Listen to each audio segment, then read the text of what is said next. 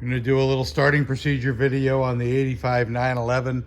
First thing that has to be done is the fuel door release is pulled from the inside, revealing the battery turn on. That's the turn on position.